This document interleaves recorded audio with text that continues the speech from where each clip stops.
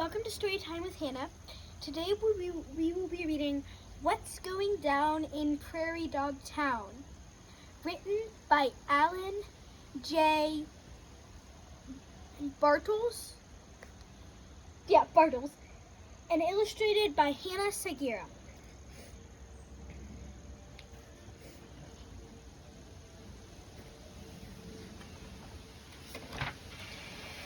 On his way home from school, Tyler saw a strange creature on the sidewalk. It wasn't a cat or a dog or a rabbit or a tree squirrel. What is this thing, he wondered. The animal looked scared and alone, so Tyler decided to take it home and try to help it.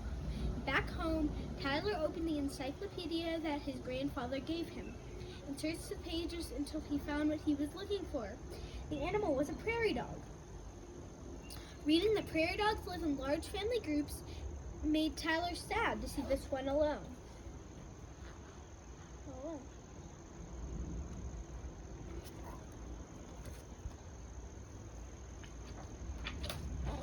Tyler named his new friend Penny for her coppery color and fixed up a cardboard box with water, food, and a small towel for Penny to use as a blanket. Penny, who had been away from home for what seemed like a long time, was very hungry. She eagerly ate the green grass that Tyler picked for her.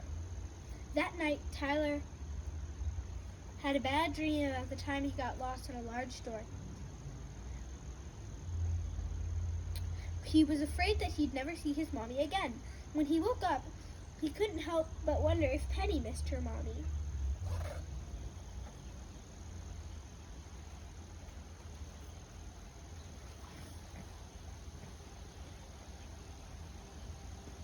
The next day, Tyler told his father that he wanted to take Penny back to her home because that's where she belongs, with her family.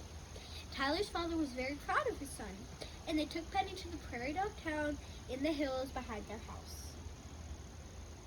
When Penny arrived, her father was upset that she had been gone for so long, but was happy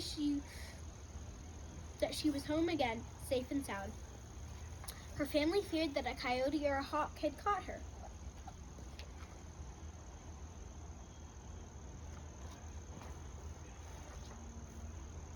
It was a wonderful time of year in Prairie Dogtown. Wildflowers were blooming and meadowlarks and other birds were singing. There were lots of interesting neighbors, too.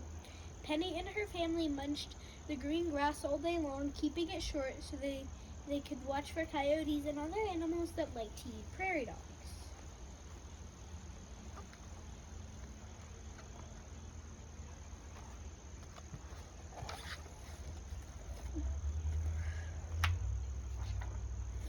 Everyone was barking about the arrival of burrowing owls.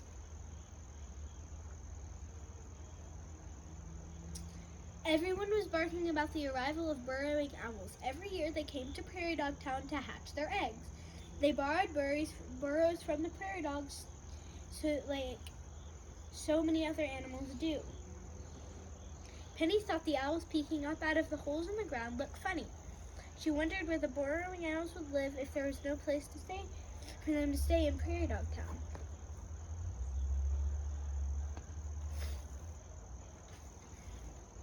There were babies at the Swift Fox Den, too. Three of them. They wrestled around in one big furry ball and barked playfully at another. Sometimes the mother fox would hunt her prairie dog neighbors. Penny didn't think that was very neighborly, considering the foxes lived in a burrow her family had dug. Penny's grandfather once told her that when he was young, there were many more swift foxes and many more prairie dogs. Penny wondered why there weren't as many foxes or prairie dogs these days, and wondered where the swift foxes would live if there were no burrows for them in Prairie Dogtown.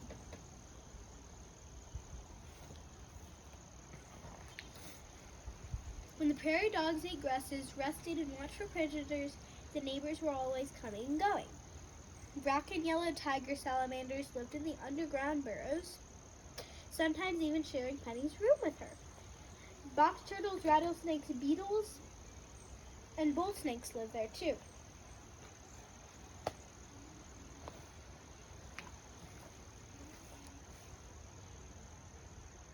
After a day of playing and eating grass and purple flowers, Penny's mother gathered the family in their underground home. Great horned owls and coyotes were especially brave in the darkness and always eager for a prairie dog dinner. With her many brothers and sisters cuddled beside her, Penny slept through the night, happy that Tyler had brought her home.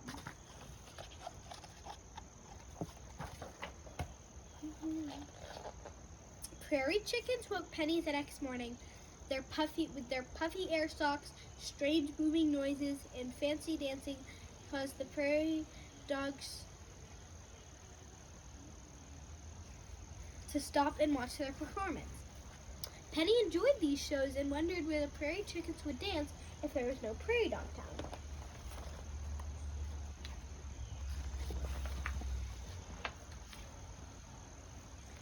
Back at school, Tyler was reading about prairie dogs in the library. He learned that prairie dog towns like Penny's once covered millions of acres in North America, but are much rarer today.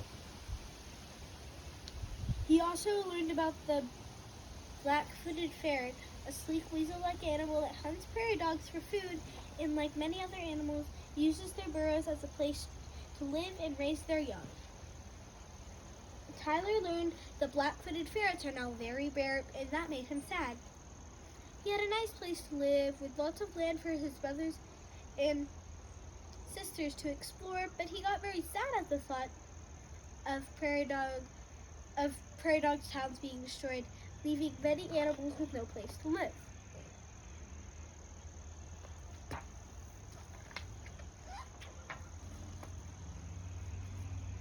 That night, Tyler overheard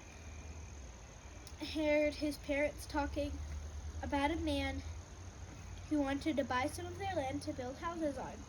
His dad said that the man offered a lot of money that they could use to pay off the house and cars, and even buy new bicycles and video games for Tyler and his siblings. The thought of a brand new bike made Tyler smile, but then he thought of Penny and her family, and all the other animals that lived in the hills behind their home. What would his parents do?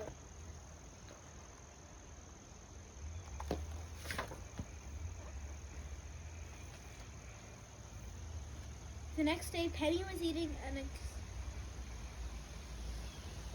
an especially tasty flower when her mom barked for everyone to hide in the burrow. Was it a hawk or a dog or a coyote? Penny wondered as she ran. After a few minutes, Penny peeked out of the burrow. She saw a person wandering around Prairie Dogtown with funny-looking gadgets. She didn't know it, but the man was hoping to buy the land where Prairie Dogtown sat. Tyler saw him too and knew he had to talk to his father.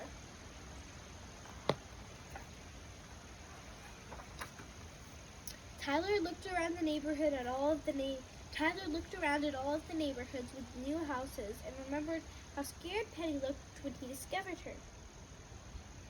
Dad, what will happen to the prairie dogs if houses are built on the land? Tyler asked, holding back tears. Well, son, said Tyler's father, I guess they would have to find another place to live. Tyler couldn't imagine the prairie dogs and the other animals being able to find another place to live, and he started to cry.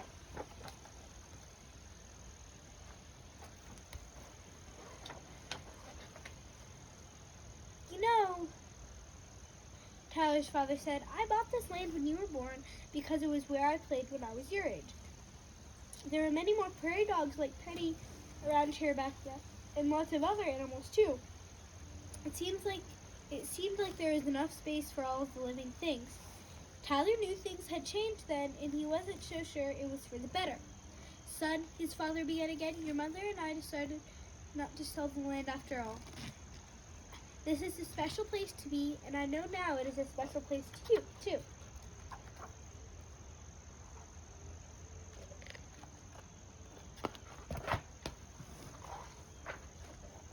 And over in Prairie Dogtown, just as Tyler's father asked the contractor to leave, Penny hugged her father too. Tyler was happy, for now Prairie Dogtown was safe. There was still a place for Penny, her family, and all of their neighbors to live. As Tyler looked around Prairie Dogtown, he knew he would always do everything he could to make sure there always would be.